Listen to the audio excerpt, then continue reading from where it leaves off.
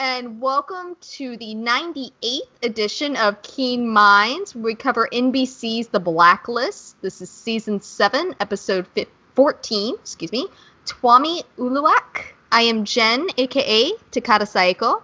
And I am Tessa. What a phenomenal episode! It really was. I was telling Tessa before we started recording, I watched it on Friday night, and I went, it's kind of a letdown. Wasn't bad, but it was kind of a letdown for Park, because I was hoping that this was going to be the episode that made me like her. And so that's kind of how I looked at it. It was very clever writing. I looked at it. It was Daniel Cerrone wrote this one. Because that first scene in, I'm going, who wrote this? The dialogue is fantastic. And I went and looked to see who wrote it, and I was so excited. But yeah, so first round through, it was a good episode, but it didn't quite hit the mark that I wanted it to hit. Rewatched it today. We're recording this on Saturday evening. Rewatched it this morning and went, oh my goodness, I missed so much. And it still didn't hit the mark for me to make me love Park. Mm-hmm. But there was so much in it that reflected to so many other people. And it was such a character episode in so many ways. The rewatch put me in my element, and I was very happy. So the character analysis in me is a very happy soul right now. Okay. I had a very different, I saw it. I didn't even watch any previews this time. Everybody had been like kind of complaining about Agent Parks, but the episode was Daniel Cerrone, and I felt like, you know what? I think it's going to be a good one. And even without watching anything, I started getting like a nice sense of anticipation. And I watched it and I loved it. I was like, this is one of the best episodes in terms of pacing and characters, the weight giving to each one of the characters, the parallels. It felt satisfying and enticing, and I actually liked Bart a lot. Not that I ever disliked her, but I liked her a lot better. And I thought it was a very, very well-crafted episode. Well-crafted is a great way to put it. The dialogue was snappy. It was great. The structure was fantastic. It just, yes, the craft. Mm-hmm. Spot on. It was great. So, hats off. Mm-hmm. Excellent episode. You want to talk about the Blacklister? Yes. So Twamie was interesting. It was a very interesting way because they needed to get them to Alaska to deal with Park's whole backstory and to weigh in on that. And so I felt like using Twamie and I honestly don't know if this is a real thing. I would assume it is. It sounds like it tracks. I mean, I would have to go look it up and do the research. Mm-hmm. It's probably called different if it exists. Yeah, and so, but I thought it was a very interesting way to get them over to Alaska. It felt very fluid. It felt like a very good way. And it brought the Cold War back into things, which is something that's been just sprinkled in throughout and interwoven throughout the entire storyline. Mm-hmm. And I loved that line from Red talking to Cooper about tell the kids about Operation Washtub. We've talked about it for ages, that you have two different generations working here. You have Red and Katarina and Cooper and Scotty and Howard. You have that whole generation, which they're all Cold War spies or Cold War intelligence. Mm-hmm. And then you have the younger generation, Liz and Wrestler and Tom and... They were all born during the Cold War, but they came of age after. And I find some people nowadays that I interact in Reddit and Tumblr, and they say things like, well, maybe they took a trip to Moscow. Or what was the problem with calling from St. Petersburg to Nebraska? And I'm like, I can't believe this. You've corrected me on things. I mean, I was born in 86, and so, I mean, I was right at the end of the Cold War. Yeah. And so, I mean, you've corrected me on things that I never would have thought of. You don't think about it, and I don't think that you don't think about it. I lived that. I was lucky enough to go into the Soviet Union I passed, I think it was Checkpoint Charlie. I was in there. I know exactly why a call from St. Petersburg to Nebraska. It's the anybody believing that I have a bridge in Brooklyn to sell. Um, and that this I love when they do these things and they bring it back because for anybody who's I mean, and it's like you can help it. You were a kid then, but it forces you to go back and kind of look back at what it was life back then when people were seeing Russian spies in the soup and there were nuclear shelters everywhere, and it was a whole different thing. So I love when they bring back this. And Twamie was a great example because we have the Navajo talkers, and everybody knows about the Navajo talkers, but there were a lot of other ways in which the Americans, the Native Americans, were involved in this, and definitely Alaska was a very weak spot. So to And me, it makes sense. I mean, it's the it whole was thing formerly makes Russian. sense. You got huge communities there that speak Russian. It would be very easy to get spies there, and very difficult to defend. So I don't know about this particular operation, but it certainly makes sense to me. And I love that this guy. I love that they made it a approachable and sympathetic blacklister. Well, it's funny because you and I have been talking about over the years, and especially in the last several episodes, was this a sympathetic character? Was he supposed to be? Was she not supposed to be? Were we supposed to feel for this person? It's been something we've weighed in quite a bit on recently. And so when Liz and Cooper had that conversation there, I really thought about that. Yes. And it was, I mean, obviously, I feel like the majority of people would have sympathized at least on a level. They may not have agreed with the tactics, but they would have sympathized with the reasons why. Because Too bad for the people the 16,000 people who disappear in there, but they got screwed over, and so they did what they were asked to do, and they got screwed over. I mean, that makes a person sympathetic, Yeah, and it's a breach of trust that it feels unread to a level to say, well, yeah, I know this, especially for those of you who believe that Red is the Raymond Reddington that was basically royally screwed over. So this it makes sense, and I really liked the guy. I mean, the actor did a very good job. Yeah, he was fantastic. Honestly, every great once in a while you'll come across a side character that excuse me, I swallow the drainage going down my throat. Just have a sip of that wine, and just as a disclaimer, I did have our local taco restaurant had margaritas to go, and they make a killer blood orange margarita. So that's two of those in me. So whatever thing I say, I can disclaim it was not me; it was the margaritas talking. Blame it on the margarita. Oh, and then I've got a glass of wine, so it'll be a fun podcast. Big one. It's not that big. It just looks big because it's close to the camera. Oh, that's a good one. Mm-hmm. Yep. Anyway, what we were talking about. We were talking about, I think Twamie. We were discussing Twamie and him being sympathetic, and I really enjoyed the way that Liz brought that around with Cooper, because obviously, and she called herself out on it. I haven't been my best person around this. Park wasn't necessarily her best person, but maybe we should start giving people the benefit of the doubt. And I loved the way that the director cut that, because it went from she was looking at Twamie, they were discussing Park, but then the scene was cut over to Elodie. And so we fall, and then from Elodie over to Ress with his brother.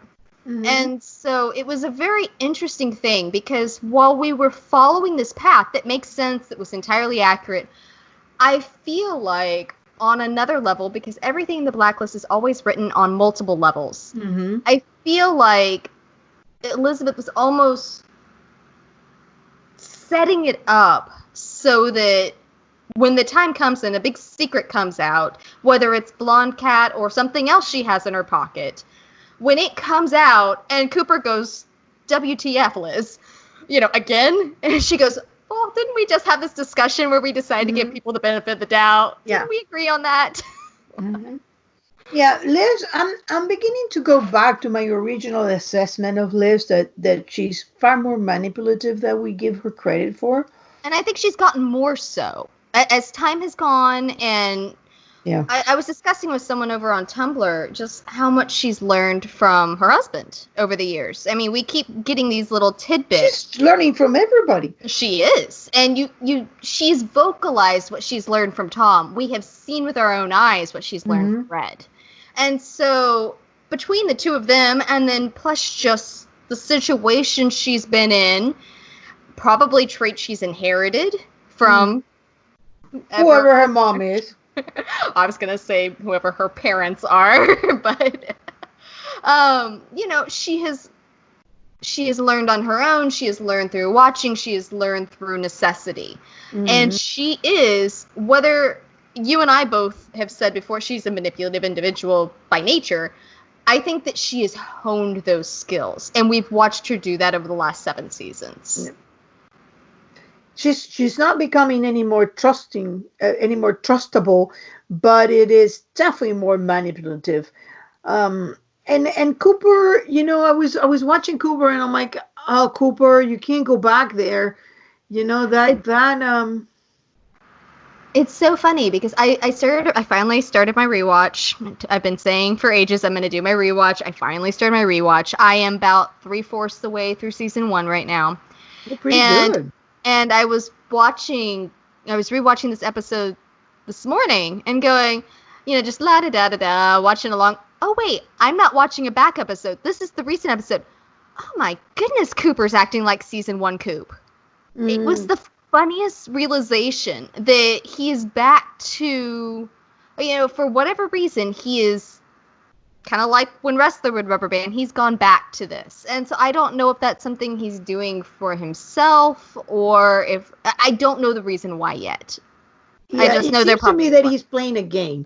And the whole thing has been to me like that since the Kuwait episode, in which I recently analyzed the whole thing, and it just doesn't make sense. He asked Red a question, and says like, okay, so it's you. He tells Liz, well, Reddington came back from the dead, and then he tells, but how could you know this? And then he continues as if he knows that Red is Reddington. So I'm thinking that he has his own little games now of trying to understand what the heck is happening here, or that he understood that maybe Reddington is not Reddington, because, and I think that I always go back to that little thing with Wrestler, when Wrestler tells Liz, I found your grandfather, and he says, you found Reddington's father. Which means that finding Reddington's father is not something that anybody can do. Alive, dead, under another name. That means that there is no Reddington Sr., which likely means Reddington was always an identity. So Cooper could have known that and realized, well, I wonder if Ilya Koslov is his real identity before he took the Reddington identity. And everybody's believing that he's believing Liz Kokamami's story, which anybody would look at it and say, what? That doesn't make any sense. And nobody has ever gone and see, you know what? Which was that report that you saw that said that? Everybody's just taking Liz's words and nobody's saying, wait a minute. I think I need to see it for myself, which actually in terms of Wrestler, it disappoints me.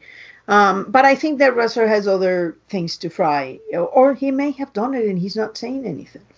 At this point, it's not like we haven't seen Wrestler do his own thing and keep secret to himself. Because, I mean, if by now he doesn't know that whatever he tells Liz ends up in Red's ears, yeah. Right? So I think something that's very easy to forget with Cooper, because he's painted in a lot of ways as this very, very straight-laced individual. One, he's in naval intelligence. I mean, I'm not saying that naval intelligence isn't straight-laced. I'm saying that they play, any intelligence group is going to play deeper in the gray, especially in this sort of heightened reality. World that they are in, yeah. Yeah, and so he's in naval intelligence. And 2, we saw very early on in the first season, not early on in the first season, but early on as in the first season, that he was willing, prior to the task force being brought about, to bend the playbook. And so that's really what I was thinking about when he said, well, she didn't just bend the rule book, she broke it. I'm going, so have you. And we've seen him do it again and again and again. He probably bent the playbook with beating the confession out of the guy. I only say that because he was, at least in his own mind, because he was convinced he was guilty. Was he guilty? Yes, he was. But there was no way to definitively know that as, just looking at him, I know you're guilty. Cooper went out on a limb with that. And so, but in his own mind, he bent the playbook there. Not to mention the Kuwait stuff. I was going to say, but then we get more information as time goes on. If he thinks that he's just bending the playbook along the way. Well, depending on what the playbook is made out of. This one may be made out of rubber. I go back to what I said, I think it was in last week's edition that we did, that I think it has less to do about what Park has done and more to do with the fact that they don't know this woman. And Cooper, Wrestler, Aram, and Liz have been to hell and back together. And Smart, but she's gone. Have been to hell and back together. They know each other. They have a whole lot more leeway with each other when it comes to this kind of stuff. They don't know Park. And the fact that Liz brought someone in that she knows the secret of, but she didn't share with the class. And it doesn't have to do with Reddington. So this isn't a family situation. I think that's really what... It's almost like Liz is trying to take control from the task force from Cooper. Yes. And I think that Cooper, Cooper likes to play dumb. Play dumb always gets him a lot of stuff. And I think that is something that is happening here. And I was going to say about Kuwait that, people tend to forget that operation in Kuwait, that he was smuggling money to rebels. And that was an operation under Reddington. And so that goes way back. I mean, he was doing great stuff. He was doing intelligence stuff. And most of the intelligence stuff, it may be illegal, but if it's authorized, it's authorized. You do what your superiors tell you to do. Because imagine what the breakdown would be if if I'm in counterintelligence and suddenly saying, oh no, like Hutton, I'm not going to, that doesn't matter. And besides, coming to Hutton, I don't really believe that story that he was taken and then he was supposed to be killed. I think the guy was always a Shimoon. And he was there to collect intelligence. I don't buy it. That sounds to me, there is another case with Cooper too, of the guy he beat the Heluvas out of it, Rifkin. Yeah, with the judge. Alan Ray Rifkin. That he was supposed to be this innocent person, but he wasn't. He was aligned with the Kurds or the Taliban, and he was the one doing the raid and killing the innocent civilians and the whole thing. So this, to me, sounds just very similar to that. And there was a lot of that intelligence and double agents and that we don't know about. So what Cooper is doing with this whole wide-eyed innocence and what are you doing seems to me like a game. It has to be. I mean, he's been through too much. He's seen too much. He's letting people, unlike Liz, who will give too much information out first off, Cooper holds back and lets people give him information. Mm-hmm. It's a very good tactic. Yep. Because people will run their mouths off. Yeah, it does. Yeah. People will run their mouths off. And maybe that's part of this, is he went, wait a minute, you actually kept something from me. Huh. And you were able to for a length of time that didn't have to do with Reddington, you know? And so, I don't know. It was interesting. I don't think that it has nearly as much to do with the rule book as it does the why are code you of taking trust. control of this task force from me? Yeah, and just the What do you fact that have? there are certain things that are more understandable. They may not like it, but it's more understandable when she does it with Reddington, because that is a super complicated thing. It's been that way since the get-go. Like, this is just the way it is. The Reddington situation is always complicated. But if you want to add Park to this too, then we may be stretching that. There's no reason to add, there is Ian certainly Cooper's funny. something going on. Which takes us to, finally we get to see where this Aram and Elodie was. Oh. And so, okay. I yelled at my the television girl Friday is a night. murderer. I yelled at my TV on Friday night. Told you. But then, after everything, I'm sitting there going, it can't be that easy. Like, they spent way too much time on this storyline for it just to be, yep, she killed her husband. Bye, Elodie. Like, there's got to be a bigger point to it. Because as it stands right now, it just sucks. Like, it sucks for Aram. Like, another lesson learned, I guess, maybe, but there's not... I was very impressed by Aram. Oh, I was too, but I'm just saying that there has got to be another step here that we haven't gotten to yet. Yeah. I don't think the story is over. But I don't doubt that she was the one contacting. As soon as she started doing all that thrill-seeking, I'm like, oh, wait a minute, that was not your husband, that was you. That was you, the thrill seeker, and that was a great way of killing them. Besides, think about it. They were getting the illusionist. Why did they need the illusionist unless the job that he broke her was the one in which she was going to be in and she was going to be able to live, as opposed to everybody else who they told us there's no way that anybody can get out of there.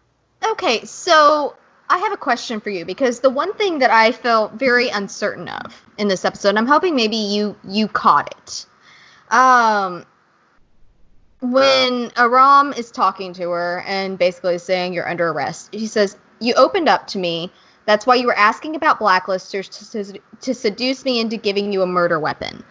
I didn't understand that, because she had no control over the task force. She was getting information, yes. But typically with the blacklisters, they're either dead or incarcerated by the time... I think it was something similar. That's what Aram thought. That does not mean... I didn't understand that line. Maybe a way of killing somebody. That she would find out a way of killing somebody. And we still don't know how she killed him. So how she killed him may have been through one of the methods that Aram was talking about. So maybe it wasn't Bob Juice, because that required information. But maybe it was like the apothecary, or one of the guys that, there were so many cases that we would want to go back and see who was killed. It reminds me a little bit, and we don't know this. We don't know how long after they were married was that prenup valid, because it reminded me a little bit of the apothecary case, in which the wife discovered the affair, and had she got out of a coma, she would have divorced him, and if she had died, he would never have got something. So he put her in a coma, because the coma was what allowed him to get to that period of time, after which he would get money if they got divorced or she died. So this somewhat reminded me of that situation. Typically, prenups go towards, like, if you get a divorce at all, with some, exceptions there. But you remember the case? I don't remember that portion of it, no. The guy was married to the woman, and they had a prenup because she was very rich. And the prenup said that if they divorced or she died before they were married for, 5 years or 7 years or 10 years. I remember him keeping her in the coma, but That's why. He had to wait for that why I'm doing the rewatch, is because I like that portion of it, I don't remember at all. Yeah. I'm Like, afraid. that's been Those deleted I've out of watched the many times. that's been deleted out of the database there. Yeah, I have a freak memory, and I've done many rewatches. But yeah, I mean, it reminded me a little bit of that. But definitely there was that thing. And I was very proud of the way Aram was written, because he may have been hurt, but he was, this time, he was not Yeah, there was that, but vacillating well, or. like he asked, did you kill him? And her response was, I love you. And instead of I'm like, backing yeah, down and right. questioning himself and second guessing everything, did you kill him? And only then did she go with no. I mean, she had a really bad habit of not bad habit as in like badly written or anything, but just you could tell something was up, because she did what all the other manipulators that we've seen, Red Never does answer it. a question. Yeah, she would never directly answer a question. It was, she would talk around it. She would go here, there, everywhere else. And it's funny. I was doing some research for something, and I have the blacklist. What do you call it? That big book. The dossier, the Elizabeth Yeah, King thank you. dossier. Dossier is what I was looking for. I've not had that much wine. But I was looking through the dossier, and it was Liz, her handwritten notes in there, quote unquote handwritten notes, and it was talking about how why she felt like she'd failed as a profiler in season 1 Liz with Tom, because when she accused him of the box being his and all of that he never straight up denied it. He always redirected. And that's something we've seen with every individual that is part of that covert sort of operation. When they don't want to answer something, they very, very rarely straight up lie. They just redirect. At the time, Tom was, he pushed the focus onto, it's your job that's done this to us, it's your fault. Red will tell this massive story that goes on for ages. At the end of it, you go, what was the point? When did we start talking about this? Well, I was having that conversation with somebody in Reddit, but it wasn't a conversation. It was more like a accurate discussion. But it ended up like that. It's like, if you ask somebody, did you steal documents? And they said, how could you say that of me? My take from that is, you're fired. I'm calling the FBI, and I'm making a citizen's arrest of you. And anybody that I always say that if you ask somebody, did you cheat on me or did you steal this from me, and the answer is not a yes or a no, and you take it, you deserve it, because that's not an answer. People would tell you yes or no, and Red gives you. There is pages of Red answering things straightforward. Yes, no. Tom does the same thing. When somebody redirects, slides from under, bad.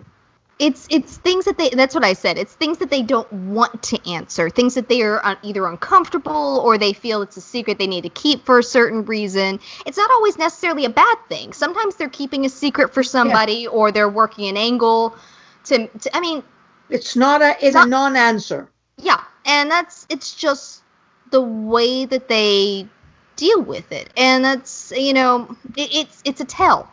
Yep. Is exactly what it is. But Aram was so good in that he was like, there was no, I'm really hurt, Aram. It's like, you played with me and I'm done. You used me and I'm done with this. Can we talk about just a moment how fantastic that first scene was with Aram and Red? Yes. Because that popped on and I went, that's when I looked up the writer. I was like, who's writing this? Because Red always has fantastic lines. That's kind of a given. Mm-hmm. But just the back and forth, the snappiness of it, you could tell it was in the writing. It wasn't in the ad-libbing of it. And it was just fantastic. And I loved when Liz entered. It didn't slow down at all. I love it. Well, let's try something crazy like calling the cops, And Aram is like, doesn't even answer her. It's like, shh. He deflected it. And so I'm going to let you two do whatever you two do. Aram's learning. He's learning how to function. And And so, didn't you love the delivery system?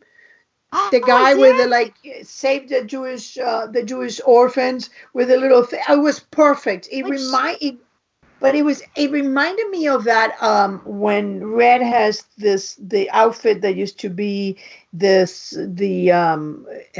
saving for kids during the World War II, and that's what he takes the people. This guy, there is something in my mind that I've seen this scene or similar scene. It seems like a nod to something, and it probably is. I'm like raking my mind because I've seen a similar scene, a guy like that. Maybe no, maybe it wasn't the Orthodox Jew, but there was something in there that remind me of a scene like that, and I loved it. It was great. It was well done. The guy didn't even speak.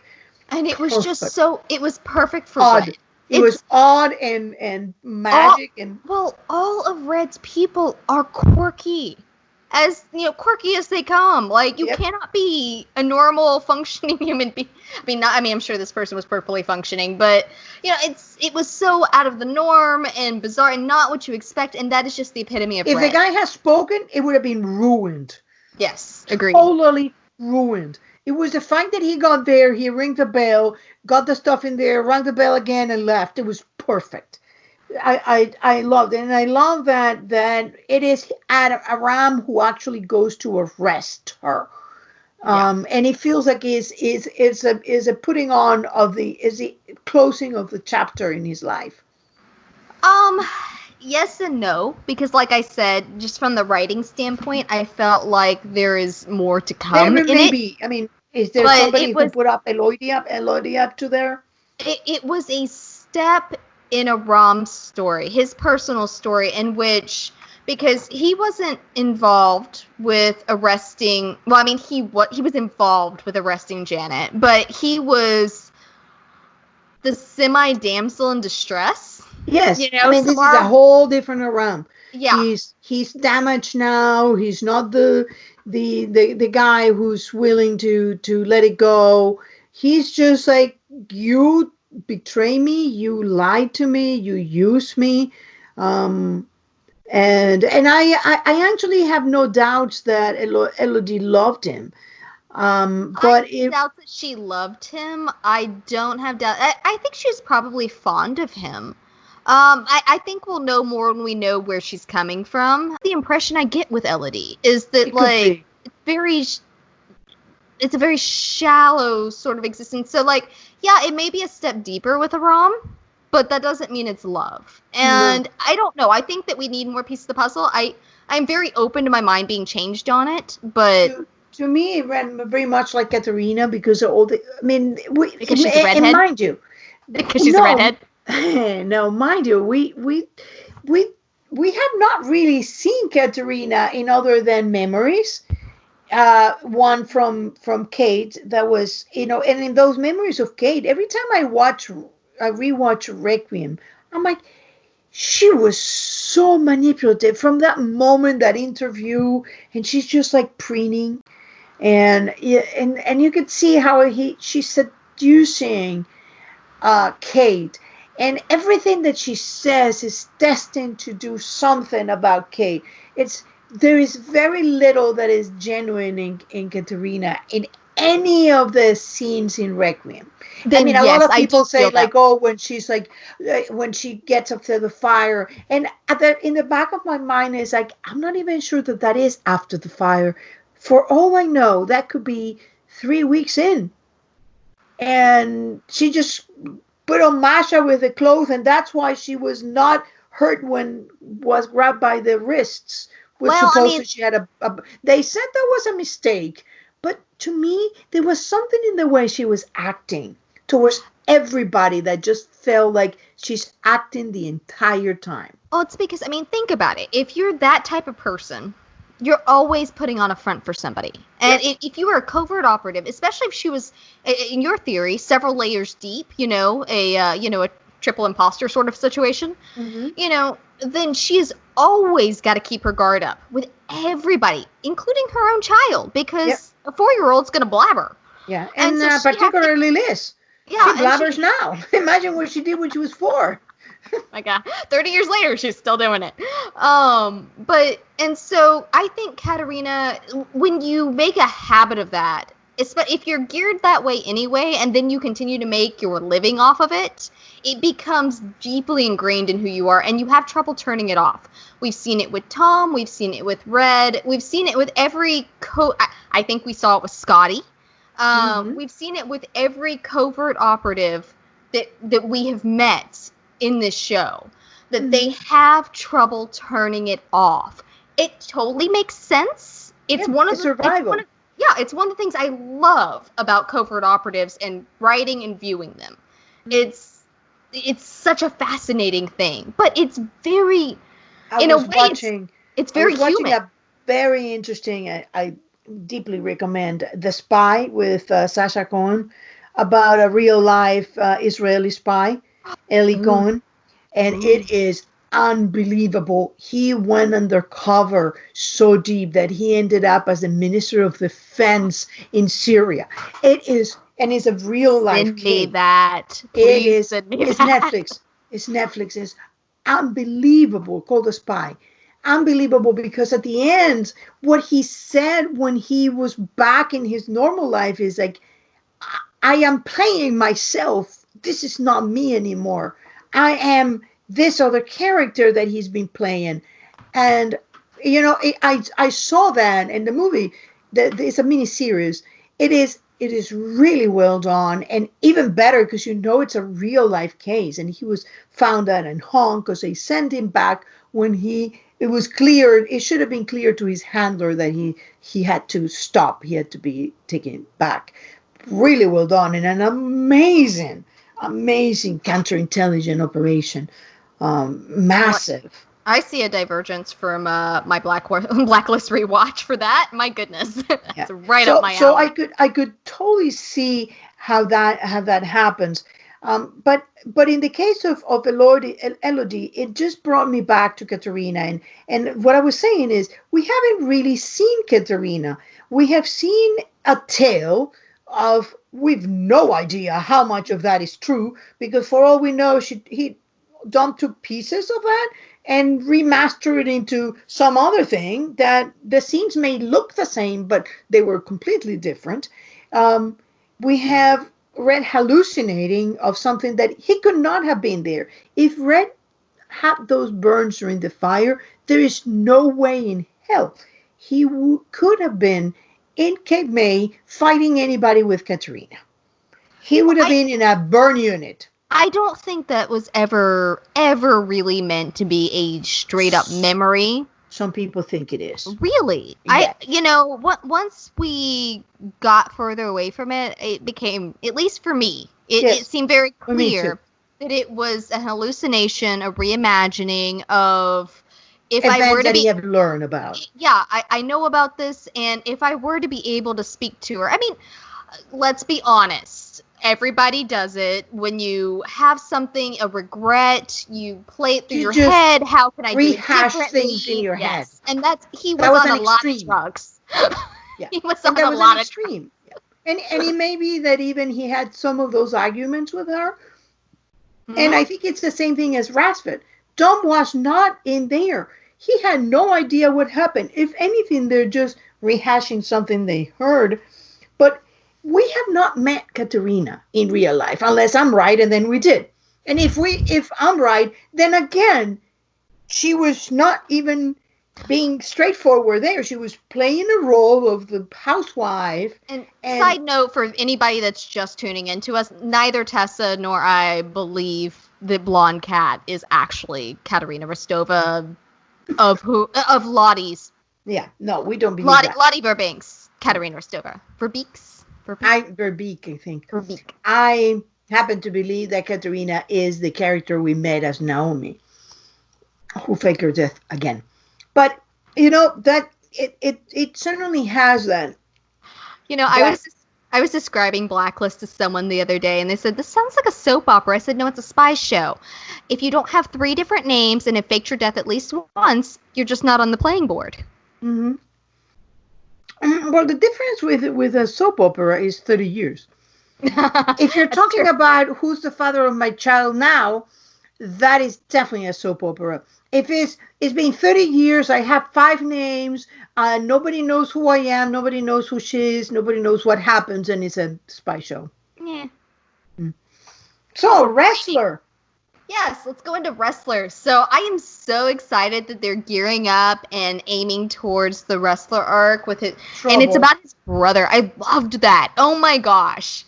I loved it so much. Because seeing that and the fact that Liz knew who it was, I feel like a lot of their friendship happens off screen. And I used to talk about this a lot with Tom and Liz's relationship, that so much of it happened off screen.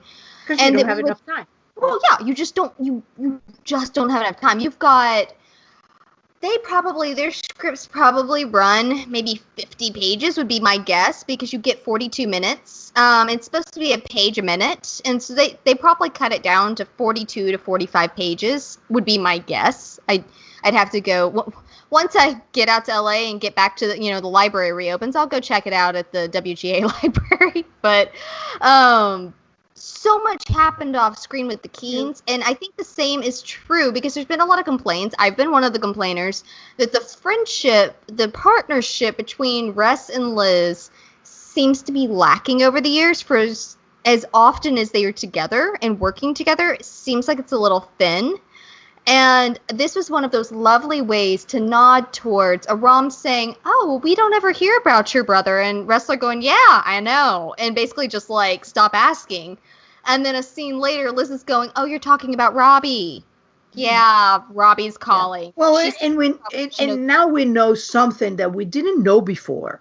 Remember when he had the heart attack and Wrestler was, "I should be there and I should be there," and like, that sounds like a little too much. A little too melodramatic. Maybe Wrestler didn't want to be there. It's the thing is, when he got shot in the leg in season 1, his ex-girlfriend that he'd been broken up with for years at that point, assuming years, was still his direct contact. Well, that may be because the brother may still be in Detroit. I mean, yeah, maybe, but it just... The mom and the daughter, they seem very far away from him. Yes, and emotionally. Both physically and emotionally. And so that's what I'm saying, is that when he was sitting alone, because honestly, unless they were just physically detached, if I were states away and I got my leg nearly blown off, my family would be there. Yeah. And so if you have an even semi-functional relationship with your family, if you nearly die, typically they're there. Yeah, and it sounds to me like Wrestler didn't want them cold. That's why they were not in his list. Yeah, and so he just, there is something there. What that something is, we still don't know. All we know is that they weren't called in season 1. In season 3, we found out that his dad was a cop and that his dad was killed. I'm sure that we're going to find something that completely blows that out of me. And so now we've got a brother, and it's fascinating, and I am all on board. I am very excited about that episode. And then that takes us to Liz and because Liz was she didn't have a lot to do there except those conversations. She had a conversation with Wrestler, she had a conversation with Cooper, but it was always about the same thing that we already talked when we talked with Cooper. It was about the things that she wants, that she seems to be having an agenda, and it was a little different with Wrestler because he seemed like more, the friendship coming off, but with Parks, Liz has an agenda there. Well, real fast, something I'd like to note with Wrestler and Liz before we get off of Rest too awful far. It was really interesting to me because their conversation while they're sitting on the couch and the guy went to the back to, grab his shotgun to blow him to Kingdom Come. It reminded me from season 1 where Wrestler said, "Have I told you how I feel about profiling?" Liz is going, "Something's not setting right with me. She's the profiler. She reads people." And Russ is going, he can't even walk. And then all of a sudden the guy comes out with a shotgun trying to kill him. And so you have that, and you also brought around, and this is exactly what I mean about this episode felt very much like a character-driven episode, and it dug deep into various pieces of each character. Mm-hmm. Because you had both that little piece, and you also had the bit with Wrestler's a Sharpshooter. And I think that's the only thing that saved them, because he was behind the 8 ball there. He didn't know it was coming. Liz was the one that called was not suspecting anything. Exactly, but he was also the one that got his gun out and shot first. And I think that's a testament to Russ's ability. And we've seen it before. He's supposed to be a sharpshooter. That's one of his talents. When he took it's also a cry to when he took down Gina, and it was a shoulder shot. Yeah. And Liz was furious with him because she wanted to interrogate Gina. Yeah. That was such a great almost a nod back to season 1. There's a lot of that going on right now. And I don't know if it's just because I'm in season 1 with my rewatch. I'll get to other seasons and go, oh, well, there's a nod to that. There's a nod to that. There we go. But that whole little, I don't even want to call it a spat because it was done good-naturedly. You know, well, they're going to find out we shot their guy. You shot their guy. You know, saving your butt. That whole conversation there was, it very much was a nice little nod back and had the same sort of feeling towards it. Mm-hmm. Well, I always like when they get a fishing rod and they hook something from season 1, and they start bringing it together. So they've been leaving these threads, and I love when they start picking them up. And as they start picking them up, you start seeing the shape of the puzzle. And I think it's, the puzzle is shaped. I'm very excited about how the puzzle is shaping. So getting into Park, which was obviously the meat of the episode. And did you not find yourself more sympathetic towards her? Okay, this is how I feel about this, which is such a conflicting sort of viewpoint, I think, about the episode. I think I was more fascinated with the reason why Red did what he did with her, and the fact that Red set everything up and why he did it, versus Park's actual backstory.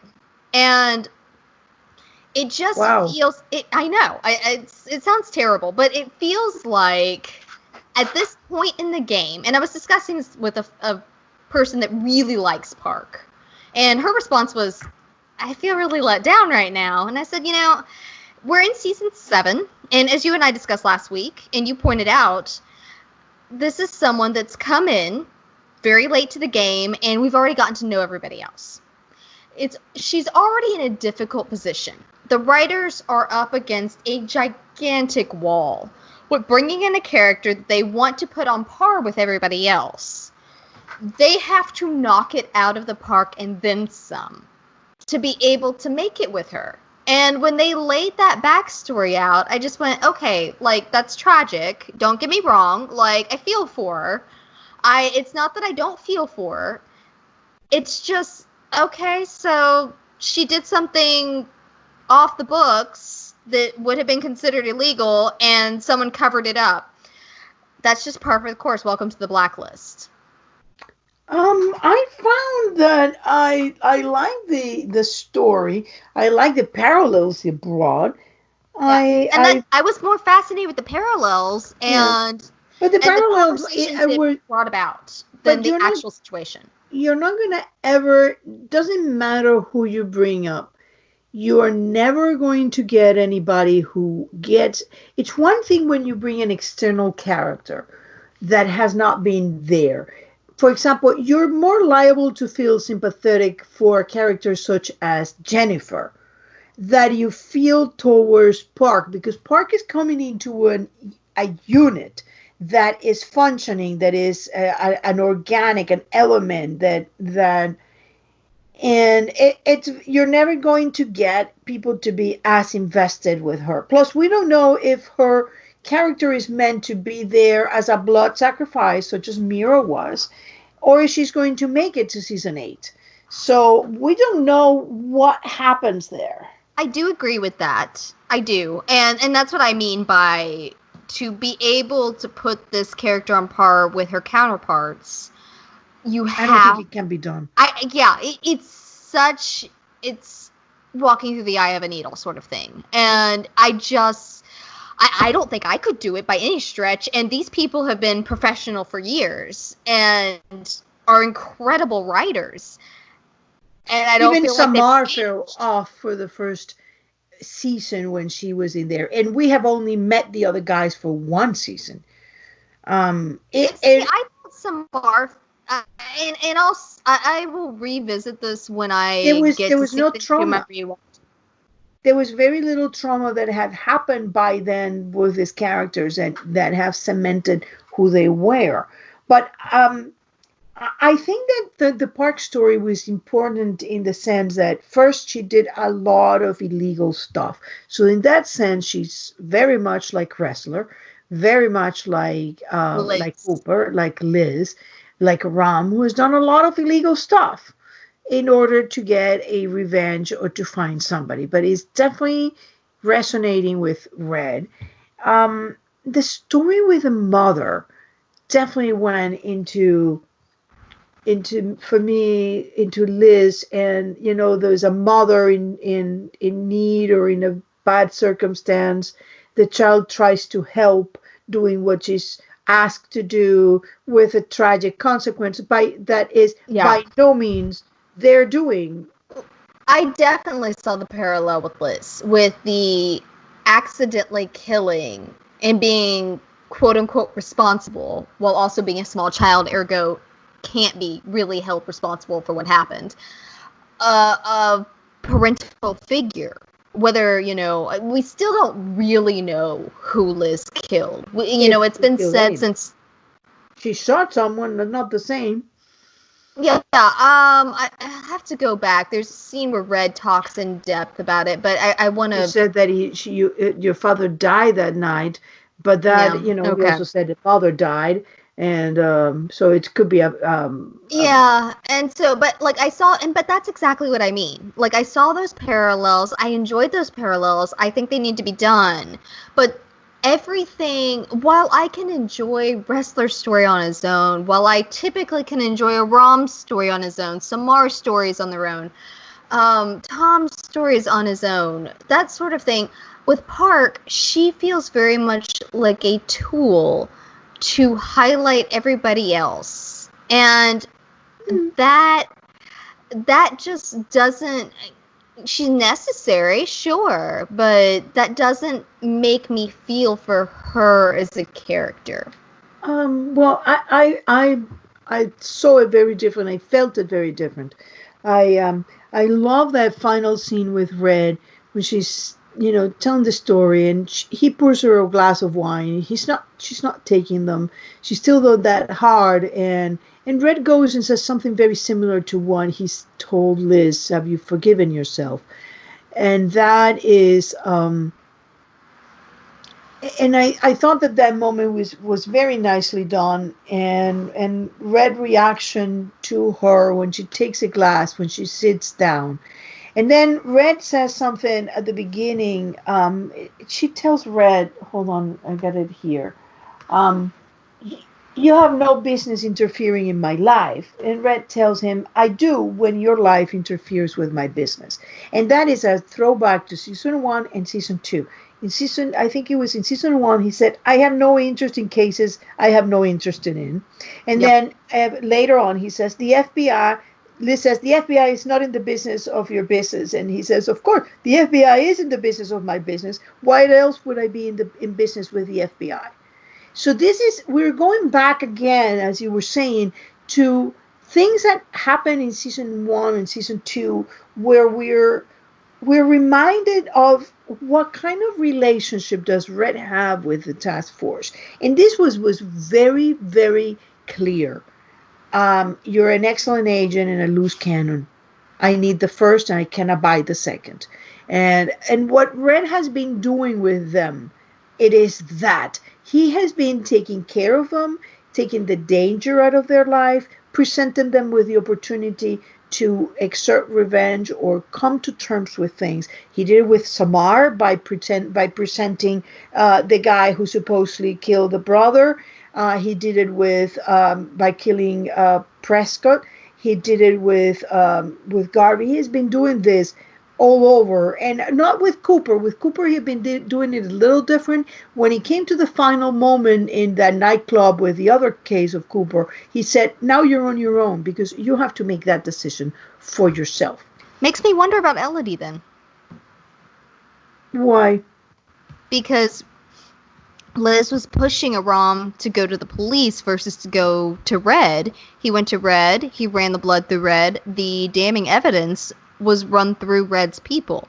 And if Red's trying to push off potential threats, if he's trying to nullify distractions, because Aram has been falling down a slippery slope with Elodie. Very.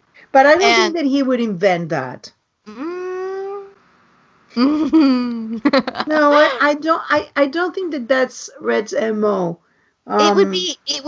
I'm wondering if he. I don't know. It's something that just sparked. So let me think on that for a while. For prosecution, they would have to exhume the body and do their own. Yeah. So that, I mean, that might not. I might be wrong, but the point is that they have been going back to the earlier seasons and doing the same thing.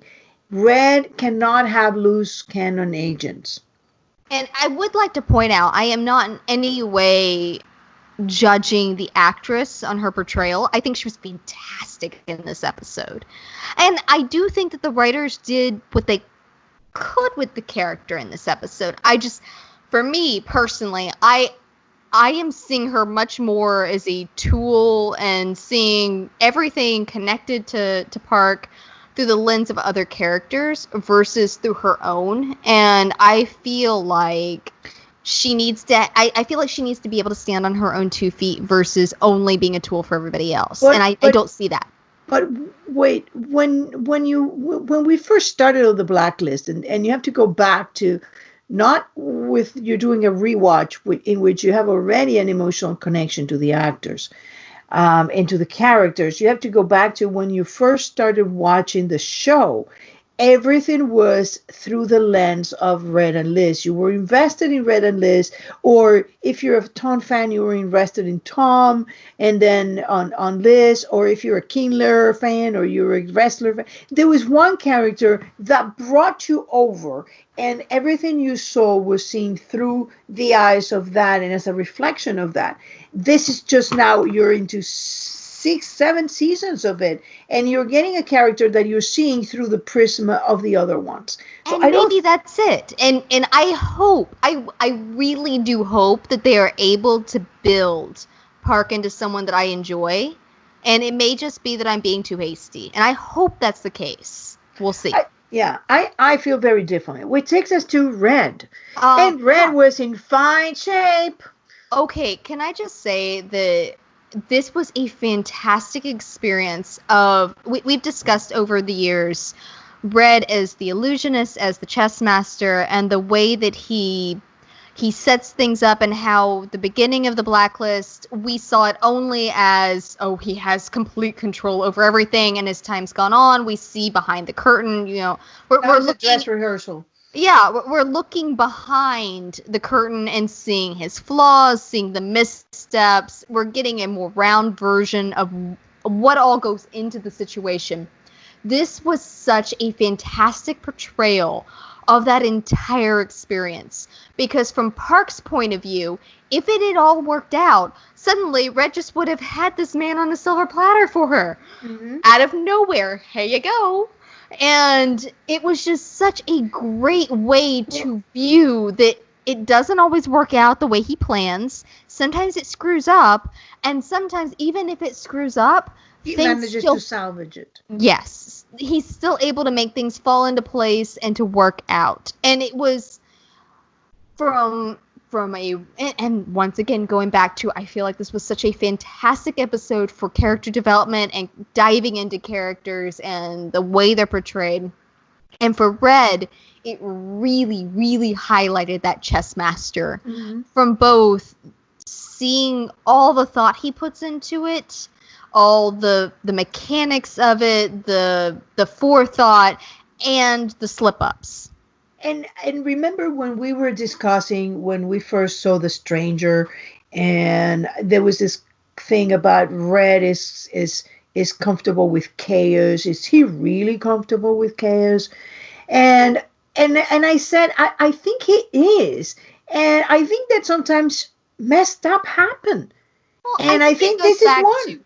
I think it goes back to, and we've discussed before about the world that they live in this covert operative sort of world where they have to adjust quickly. They have to portray themselves. They have to put this facade of being in total control, and because if they don't, they're going to lose control of the people under them, around them. Mm-hmm.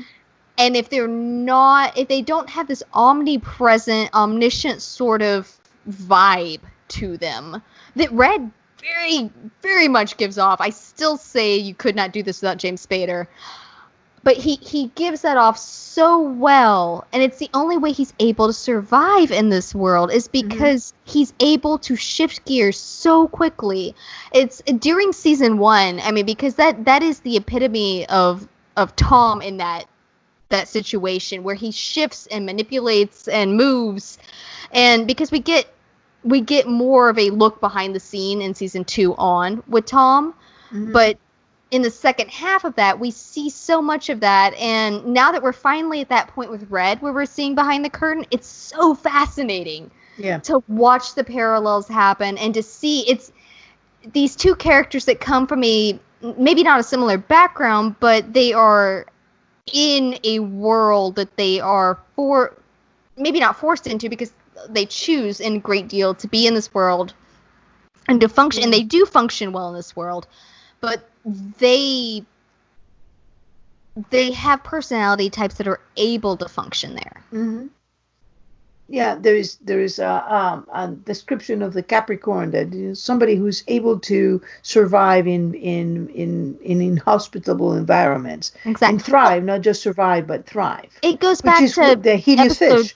Well, it goes back to Hideous Fish, and it also goes back to season 1, where Liz is talking about that Red would be comfortable in a fancy setting versus a cave versus, I mean, and we see that over and over and over again. He just is able to shift and meet the situation where it needs to be met to be able to manipulate it. And I don't use manipulate in a negative sense.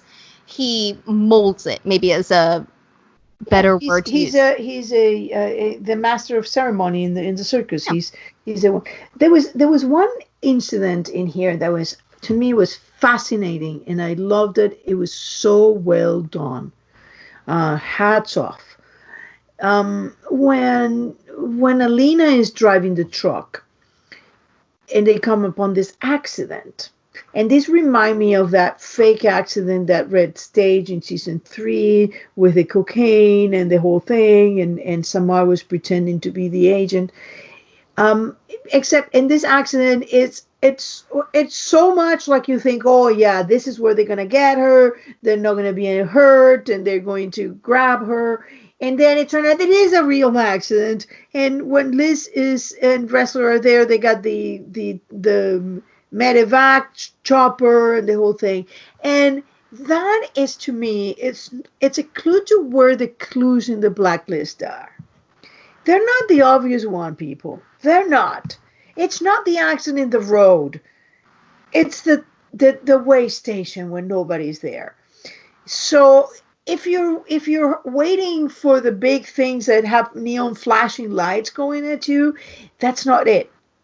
The real stuff is subtle. Well, what's the quote from Sherlock Holmes that, the easiest answer is often? Once you discarded what is impossible. The most obvious answer is often the one to go with. I can't. Simplest. And there's one. the simplest answer. Well, is sometimes it is the direct opposite in the blacklist. That you see something, you're like, oh, that's it. That's what's happening. I know what's happening, and then there's that twist. Season 5, 6. I don't remember. I think I want to say it was the back half of 5. It was the episode. I think he was an arms dealer that his son was studying abroad in Paris. Yes, and you think he's the one following the woman, yes. and because it plays to your stereotypes. It's stereotypes, and it's also shot of camera. It was fantastic on It was very well done. Yes. Yeah. And I remember at the time going, that is the epitome of the blacklist. It's the misdirect. It's like we were talking about earlier. Look over here, look at the shiny. Oh, wait, here we are over to the left. And, while the shiny was going off to the right, to the left, this was building, and bam, here it is. Yeah. And if you follow it, you can tell that this was not that they just pulled it out of nowhere. They'd been building it, and the clues have been there. You know that card game, Follow the Lady, where you've got the cards and you're following the Queen of Hearts, and so you've got it's a card trick that people do. Yeah, the 3-card monte, yeah. Yeah, and so but you try to follow the Queen of Hearts, and they switch them around, and that's basically what the blacklist is. You're trying to follow the lady. Yeah. The other thing that was very interesting is there's been 2 references to Greek tragedies in the last 2 episodes, and I find that fascinating. We've also have reference to Odysseus in season 6 and in season 4, and I think this is going somewhere. I don't know where, but it's going somewhere. It's I in general, I thought it was a fantastic episode. I was very pleased to when I was watching it. I was like, this is great, and on the rewatch, it's like this is very good. So I think that they were going back to some other things, and you can trust her on it to do a character driven episode that is satisfying, and he had a great tempo. There was no place where you felt it was rushed or where it wasn't. And I love the fact that at the end, it's the metaphors were there. I mean, there she is in the cold. She's out in the cold, and she's forced to trust this guy who she blames for her mother's death. And at the end, it is him who saves her life because she decided that they needed to cooperate in order to both survive. And that is, to me, it's very much how the blacklist ends up. And at the end, there's going to be a bear trap. Your bad guy is going to have a bear trap. There's going to be a bear that crosses in front of the truck. There's a lot of it was happening in terms of symbols there, and I found it rich and satisfying, and I loved it. Yeah, I think it was a very simple, heavy episode. I think it was a very parallel, heavy episode, and both of those are things that I very much enjoy.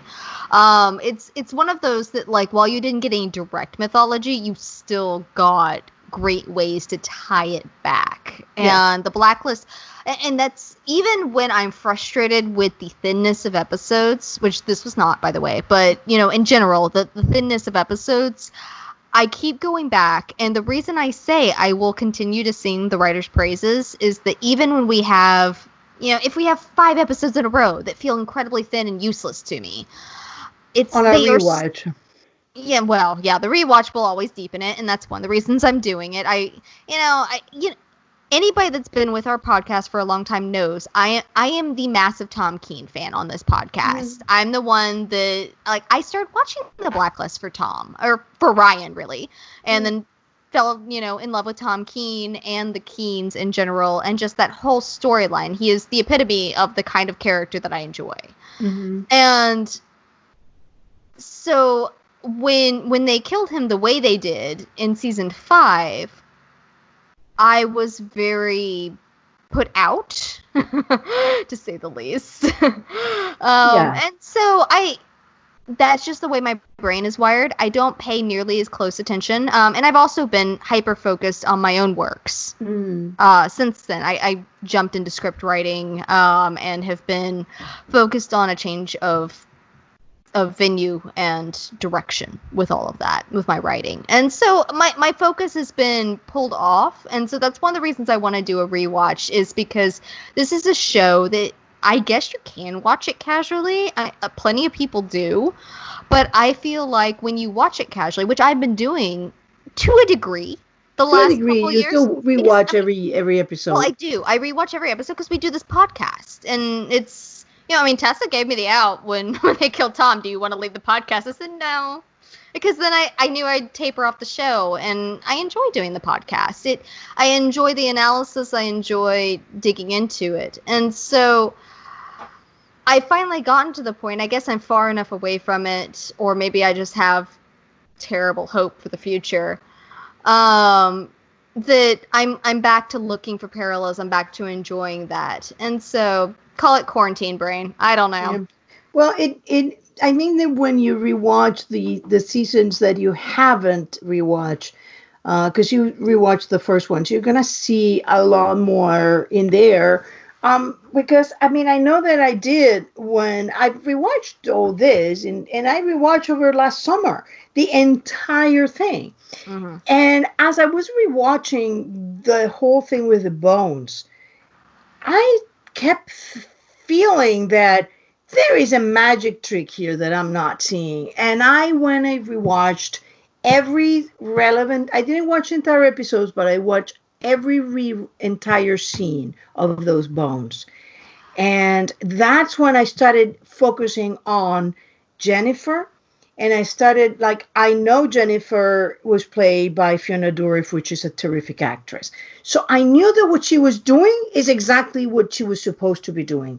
And that's when when I framed it. Who told you that, though? You were saying she was a sack of clothes or whatever you were calling her.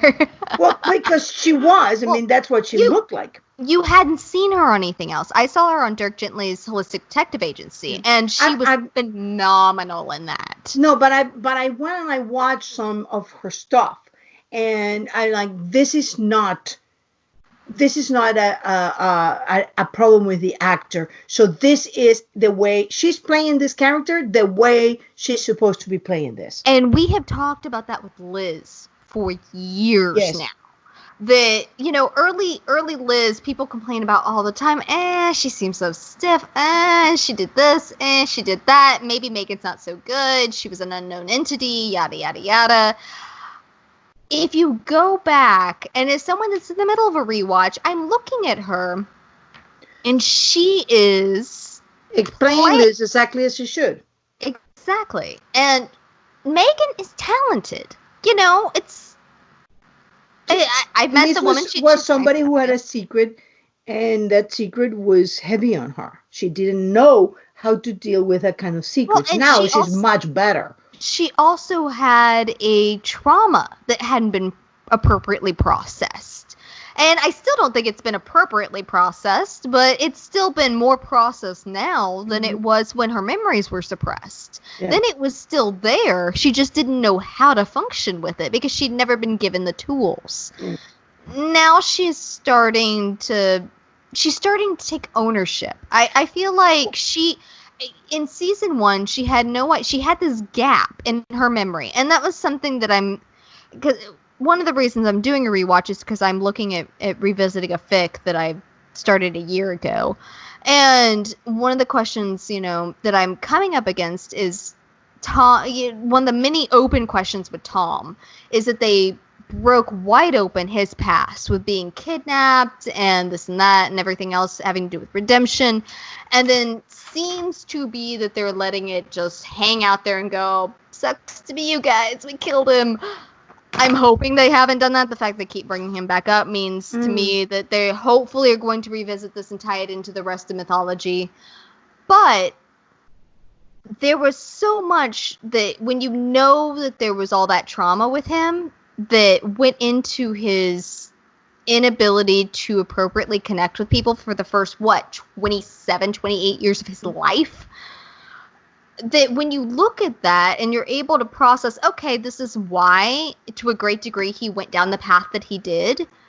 Well, let's look at Liz. She had a little bit easier break with Sam, but that doesn't mean she had any less of a trauma with shooting somebody and supposedly killing them in this Or fire. thinking that she killed them. Yeah, yeah, exactly. It doesn't matter if they were dead or not. Exactly. This 4-year-old kid shot off a gun, it hit somebody, they went down.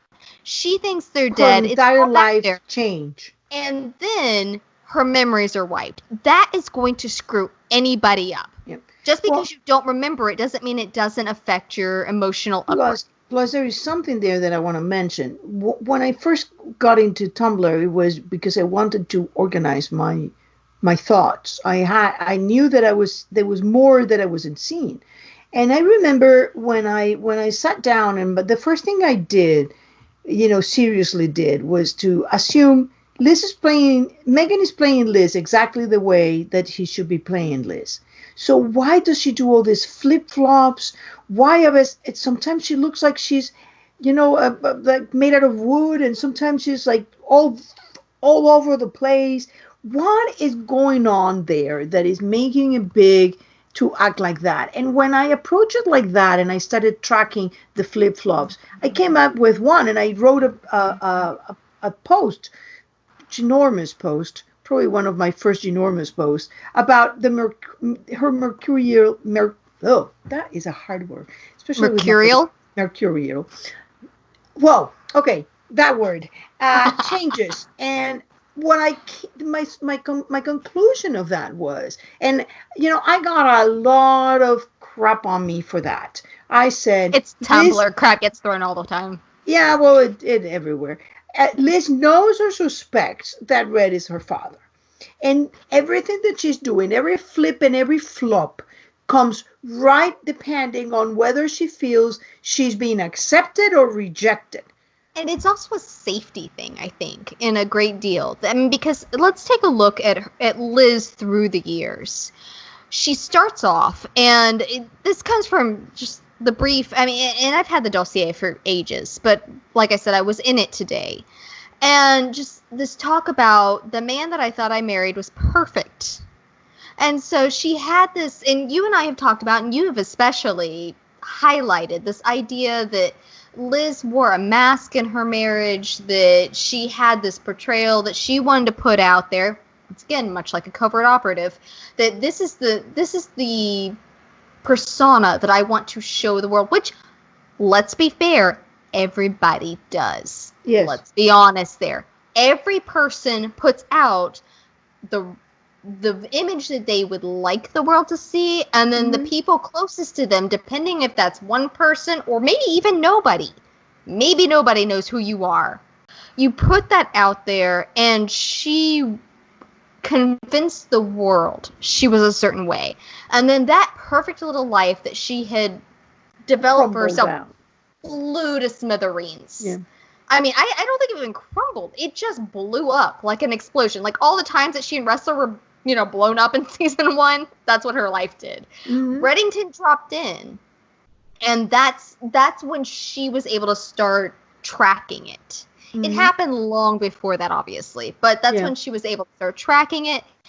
And from that point, I think she didn't feel safe in a lot of ways. She didn't feel like she had a good grasp of what was going on. I think that as time has gone on, she's gotten much better, as we were talking about earlier in the podcast. Yeah. She's been able to manipulate the situation and function better as time has gone on. But for a long time, she was in the learning curve of this new, not necessarily new life that she was in, but in trying to figure out how to function. Understanding what was her life.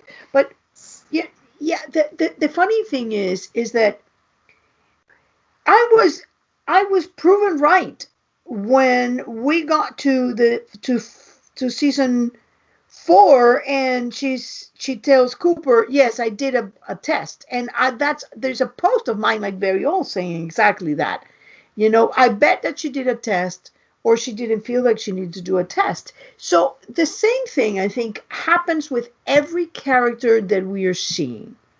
If there is a character there in this show that you think is not acting normal, like Jennifer, maybe it is because you're not seeing the motivations of that character.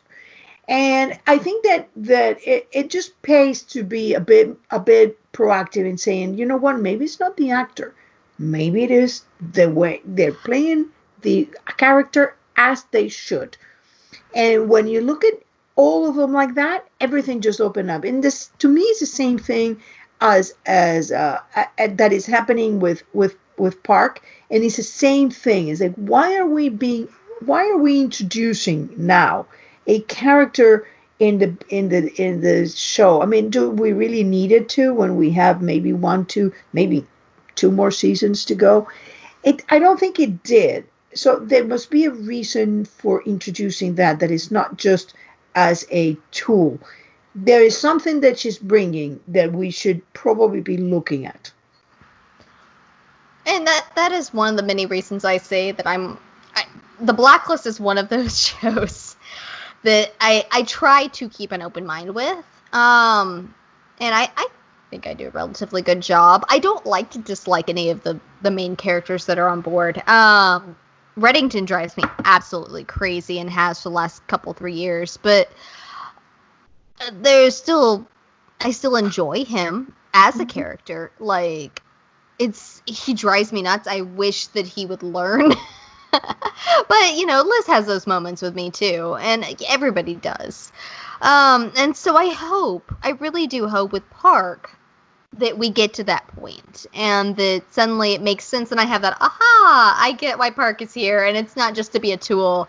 Here is where she fits into the whole thing moment, and I'm looking forward to that. I have not reached it at this point, and I'm waiting for it.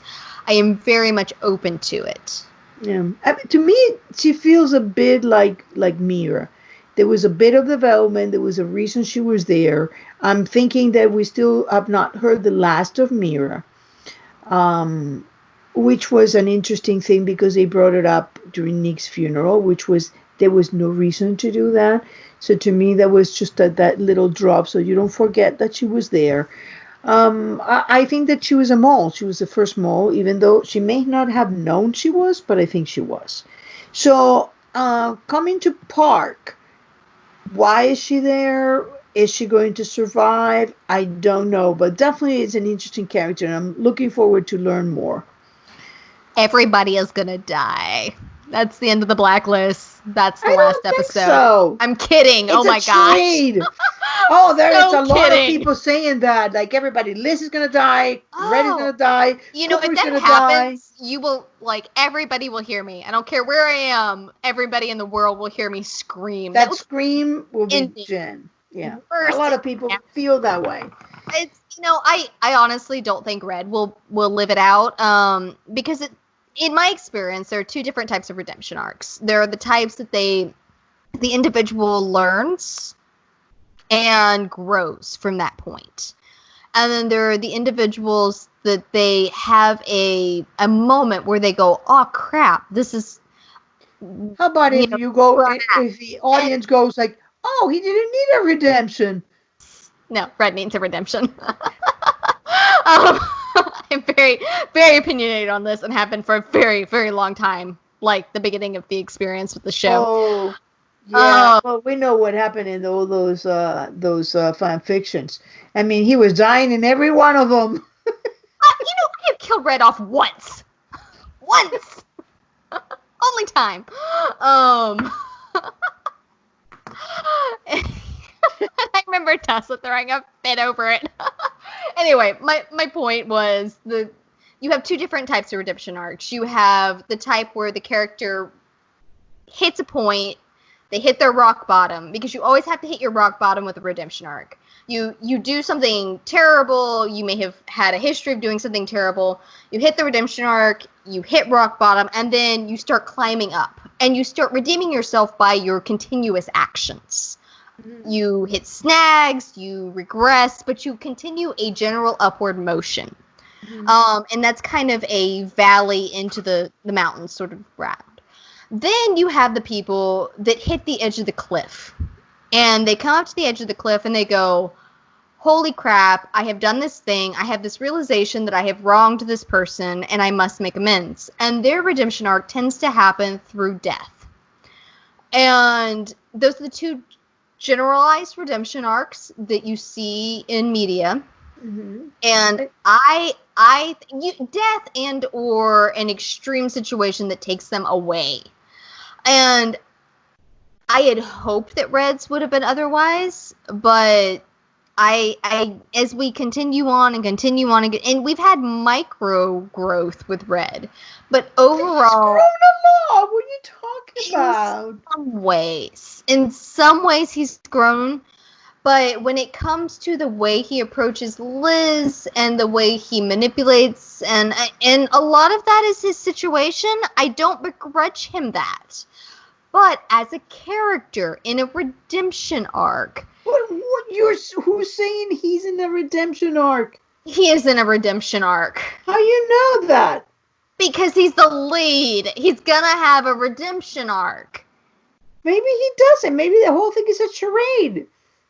Okay, so I haven't, what's the show? You saying you think he's gonna die a villain? I don't think he's a villain. No, he is a villain of some sort. I don't think he is. It may have been that the world made him a villain. I don't begrudge him that at all. But I do think in some way, shape, or form, you're coming at it in he was set up and the world has made him this way. I am coming at, I don't care, he still treated this woman this way. Who's he treated that way? Liz. Yeah. He still destroyed her. That's the thing. The more I watch of Liz, the more I'm coming to an understanding about her that I didn't have before. And I've also considered that actually this blonde cat is her biological mother. Is that I'm not sure. I used to say all problems come from Brett's inability to tell Liz, and if he only tell her, it would be fine. 6 and some seasons in, I'm now thinking, you know what? I don't think that anymore. I think Liz is a bull in a china shop. I think that no matter what, she has to get to whatever she gets on her own, and she will betray, she will lie, and she will use whoever she needs to in order to get what she wants. So as we have progressed, and I have seen how easily manipulated she is, how because in my view, after analyzing the bone arc completely, I feel that Jennifer just showed her a fake DNA, and she for the second time believed a second DNA, and now she's believing, or maybe believing, this woman. I'm thinking, you know what? I'm not so sure anymore that Red could have done things differently, that he could have taken Liz and tell her all this and it would have been fine, because Liz would have made a ginormous mess. She blabs, she trusts the wrong people, and every single time when given the choice, she will betray the people who really love her for somebody who promised her a shiny object. I agree with you in part. I do. Liz is not a trusting sort. She takes and she definitely 500% has to chase down her own situation. But the moment that Red hired someone to watch her, the moment that he infiltrated her life in that way. Yes, that was the key. As soon as he sent Tom in.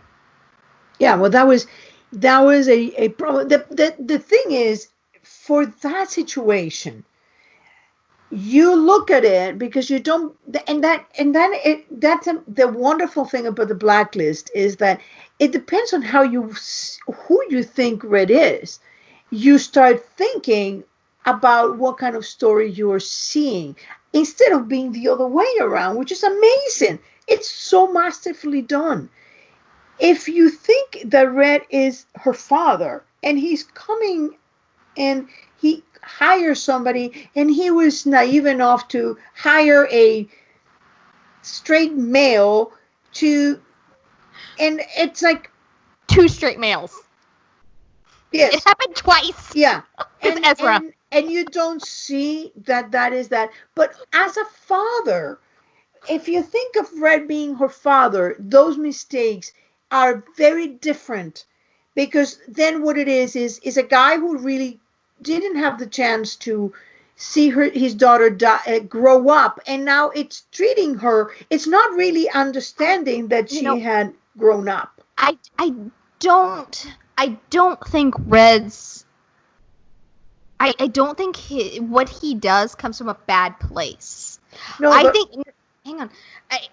I don't think what he does comes from a bad place. I think that I agree with you. He didn't get to see her grow up. He sees a little girl that he has to protect. I 500% agree with that. But just because that's his point of view, and I don't begrudge him his point of view, that is where he's coming from. As a character, you have to be able to wrap your mind around that to be able to function. I don't disagree with that. But that doesn't make him right. Oh, yes, but listen to what I'm saying. Look at the way this is built. Where you come from will make a big difference in there. Let's say that you come from the point of view Red is not her father, because Red is not Reddington. What he has done, it's far a graver situation than what he did. Well, I mean, before. You know me. I am a hardcore daddy gator. I know, but you don't believe any more than Red is Reddington. I don't know. I don't. You're not coming. Really have an opinion either way at this point. Okay, but what I'm saying is, depending on where you come from, that changes. It is a remarkable feat. Biology really doesn't make a difference for me. He is her father. He sees himself as her father. Yeah, okay. So, but protecting her by having Tom and then not being able to tell her, because if he tells her that, then he tells her everything. Well, we saw it with Tom. Tom did the same thing. He got involved. He married the woman. He fell in love with her. He married her. He had no background to be able to function with that situation. Or wait to tell her what was true. Yeah, if he had told her, I am convinced that he was working towards telling her when he found out she found the box. And that when he called her, he wanted to talk to her and have this discussion. And he was feeling out the situation of saying, hey, babe, basically, will you talk to me? Will you put me first? Will you let me have any sort of say in what's going on before you just rake me over the coals and assume the absolute worst? And when she put her work first, he went, I'm screwed. And it snowballed. And I think it happened the exact same way with Red. I think that Red made decisions and it snowballed. And we are down, getting towards the bottom of the hill with this massive snowball of chaos. It's about to hit the bank. Yeah. And but it doesn't, and I understand that, and I'm the first one who says Liz Head comes from a very, very damaged point of view. I get all that, but on the other hand, the more I've seen her with other characters that have nothing to do with Red, it's separate. She was functioning with Jennifer in one way. She was functioning with Blonde Cat in another way. But they didn't have they did not connect to Red. It was not about her relationship with Red. It was about the relationship with them. That connected somewhat to Red, but it was about them. And the way I've seen her trust the people he shouldn't, the way I've seen her dismiss that this woman killed 2 FBI agents, the way I've seen her tell something to Wrestler and then there's not supposed to tell her, then she goes and tells Red and throws Wrestler under the bus and throw Cooper under the... She throws whoever she needs to throw under the bus in order to get what she wants. She's a means justify the end, or ends justify the means. But she doesn't have other things. Not that there's a lot of things are very similar to Red, and she's very similar in that way. The end justifies the means. But looking back now at the way they have painted this character, and I am not convinced now that I don't feel towards Red as in Red needs a redemption. He had done something bad, or he's a criminal, or what he did by not telling her the truth. Now, the more I look at Liz, the more I'm convinced that there is a reason for that. I am not ready to pass a judgment or to say Red needs a redemption because I don't know what that is. But I'm feeling it. I'm feeling it that there is no coincidence that Liz have thrown anybody that have really cared for her in her pursuit of the truth.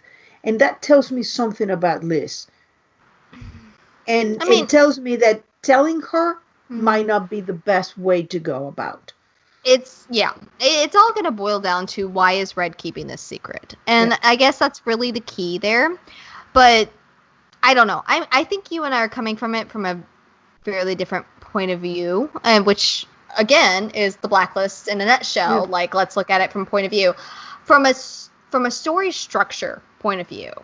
This is a redemption arc heavy sort of show, and I feel like whether even if his redemption arc is, it comes out that he was justified all along, which I don't necessarily agree with, but let's just say for the sake of argument, he was justified all along, and here is this, and this why, then that's still a redemption in a way. It's not necessarily that he needed to be redeemed, but he is still redeemed, because right now society and Liz and the task force, people that, I mean, he may not care about society, but he cares about Liz. He cares what Liz thinks. He cares about what people closest to him think. But he hasn't forgiven Liz completely. That's probably true, but that doesn't mean he doesn't care about what she thinks and doesn't. He wants her in his life. Otherwise, he would have been gone. Yeah. He would have run away with what's her name a couple weeks ago. It's the difference of what family is, and that's the whole thing. But you know, I look at this as being, I don't necessarily think that anybody will be dead at the end, or Red will be dead at the end. We'll see. I think that this is a big charade. Remember that we had Dom tell Red, you were the architect of this charade, and we tend to think that charade ended. I don't think it's ended. I think this is the charade. This is still running from 30 years. It's been running. I could see it. I could definitely see that. So I thoroughly expect this to end as if this were a heist episode. At the end, you think something happens, and at the last scene, everything you know has been turned on its head, and you see that the charade master is sitting by a river fishing, and Cooper comes along and they share a beer. We'll see. I mean, that is the ride of the Blacklist. You know, Megan did an interview several years ago where she said, just enjoy the ride. And that is, a lot of ways, that's where we're at. There are many pieces of the puzzle we don't have thus far. And we'll see. We might not. I think that there are some pieces we don't have. I agree there. I do think we have a lot of them. Oh, I think so. And I think there are probably pieces that we don't even know. Some we don't even know that we have. Yeah, exactly. We just don't recognize them as such. Exactly. Yeah. All right. Well, is that about it? That's about it.